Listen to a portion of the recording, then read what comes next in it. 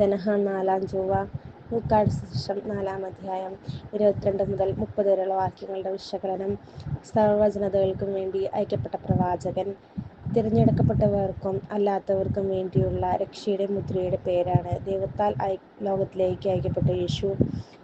ആദ്യം സ്വന്തം ജനത്തിനിടയിലേക്ക് കടന്നു വന്ന് അവൻ്റെ നാവിൽ നിന്ന് വീണ കൃപാവചസ്സുകളും പ്രബോധനങ്ങളും അത്ഭുത പ്രവൃത്തികളും അവരെ ആശ്ചര്യപ്പെടുത്തിയെങ്കിലും അവൻ യോസഫിൻ്റെ മകനാണല്ലോ എന്ന് ചോദിച്ച് അവർ അവൻ്റെ വില കുറച്ച് കളഞ്ഞു. എന്നാൽ മനുഷ്യൻ്റെ പ്രശംസകളല്ല, ദൈവം തന്നെ ഭരമേൽപ്പിച്ച നിയോഗമാണ് തൻ്റെ കർത്തവ്യമെന്ന് ചൂണ്ടിക്കാണിക്കുന്നത്. പഴയ നിയമത്തിലെ 2 സംഭവങ്ങൾ അവൻ ഉദ്ധരിക്കുന്നു. സീദോനിൽ സറപ്തായിലെ വിധവയുടെ അരിയിലേക്ക് എലീശ പ്രവാചകൻ അയക്കപ്പെടുന്നതും സിറിയാക്കാരനും വിജാതീയനുമായ നാമാൻ എന്ന കുഷ്ഠരോഗം ബാധിച്ച സർവ്വസൈന്യാധിപൻ എലീശ പ്രവാചകൻ മുഖേന സുഖപ്പെടുന്നതുമായ സംഭവമാണത്.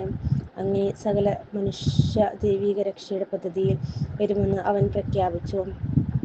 എന്നാൽ ഈ 2 പ്രവാചകന്മാരെയും യൂദാ നേതൃത്വം തിരസ്കരിക്കുകയും പീഡിപ്പിക്കുകയും ചെയ്തു.